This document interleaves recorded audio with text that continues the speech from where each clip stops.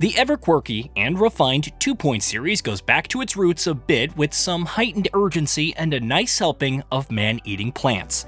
Yet, it's the perfect jumping-on point for newcomers to the management sim genre, and it's tough to put down considering its high skill ceiling. 2-Point Museum manages to take the consequences gameplay of 2-Point Hospital and pair it with Campus's more creative toolbox to good effect. At first, I was a bit surprised with the kind of urgency required to keep your museum afloat, but in hindsight, management sims tend to get the trickiest when entertainment and finances intermingle.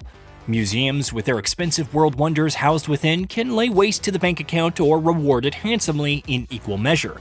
So it's rather accurate how 2-Point Museum balances challenge and creativity here. Exhibits fall apart and lose their luster over time, causing customers to leave or even potentially get injured from the toxic waste. This is where staff comes in. A healthy supply of janitors and exhibit experts are crucial for a cleanly and well-maintained museum. I like how it's possible to still accomplish objectives and stars without going super in-depth with the various systems. Yet, the toughest objectives more or less require that kind of in-depth micromanagement, providing a high skill ceiling for the veterans.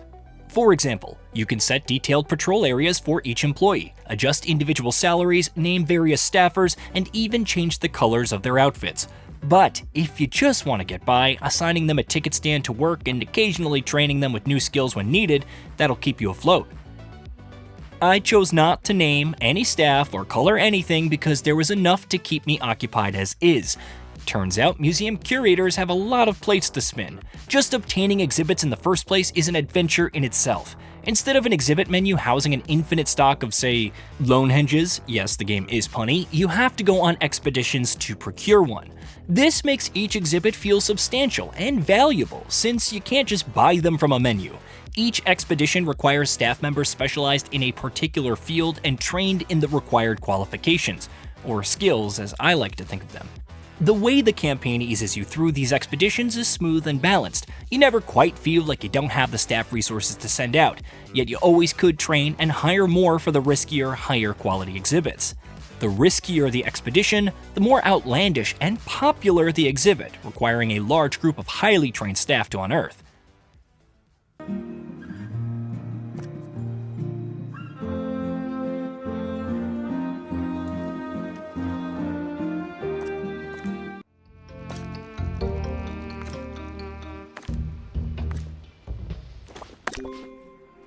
Disinterested guests are reminded that not everything has to be a party, okay?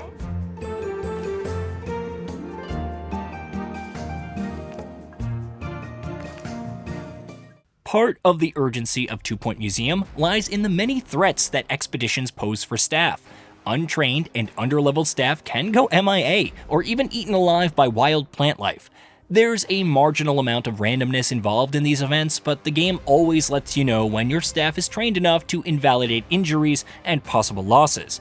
Each point of interest has a set of possible exhibits to obtain, and the quality of the exhibits depends on collective staff level and amount of training, adding a nice role-playing element to the game. Your hard-won exhibits have 3 core conditions which increase their value and popularity with visitors. Buzz defines an exhibit's popularity and rate at which visitors donate money. Multi-part dinosaur exhibits require all parts for full buzz, which, if accomplished, results in a heap of cash in prospective visitors. Knowledge is the trickiest exhibition attribute to raise, and you'll want to raise it considering the amount of special guests and fantastic visitors who thirst for high-knowledge exhibits. Knowledge also opens up perks for exhibits, which range from slowing the rate of decay to some old fossils managing to energize guests more. I also like how there's always a use for duplicate exhibits. Throwing these duplicate exhibits in the analysis machine generates higher knowledge for that particular exhibit while bestowing some perks. Selling is also viable, or you keep duplicates in your inventory when an old exhibit decays. But a decaying exhibit isn't all you have to worry about. Thieves like to bag expensive exhibits to sell on the black market, and the more popular the museum, the more attracted they get. In these situations, it's necessary to fit the museum with a security room and plenty of cameras. A wonderful little wrinkle with security is how customers feel more anxious with lots of cameras and patrols about. And so, it's within this gameplay loop of managing expeditions to acquire exhibits and maintaining how the museum is run that sits at the core of 2-Point Museum. You always feel pressure to take care of something, if you're not setting up an expedition team to nab your museum's newest oddity. It's balanced just right so that management of these systems don't feel too overwhelming, which is admittedly helped by the pause and slowdown features. So, the game has a lot of intertwined systems and it's fun juggling them, but how is the overall progression? Like previous 2-point games, earning stars is a primary objective with the campaign mode. Earning curator stars for one of your museums involves completing dozens of objectives and requirements, giving this game a healthy amount of playtime. And there's always a hefty batch of rewards upon gaining a star, from epic new exhibits to upgraded staff facilities. Unlike past games, museums aren't limited to just 3 stars, allowing for endless advancement of a museum. Oh, and yes, I said museums with a plural because you could put your prehistoric museum's progress on hold while managing your haunted house one, and with no penalty. Each museum has its own unique theme, complete with tons of unique exhibits and decorations all its own, and their star objectives vary as well. Of course, you can mix and match different themed exhibits together into a single museum if you wish to, but that's best demonstrated within the vast sandbox mode. Sandbox mode allows you to determine how much cash you start with, how fast the exhibits decay, and so on, tailoring your difficulty and restrictions however you want. Access to different themes is pretty much unrestricted, but you still have to obtain the exhibits themselves through Expedition. A lot of the same building tools are here from 2-Point Campus, allowing ample freedom regarding the placements of walls and floors and the like. If you have the guts, go and build a super museum containing every theme.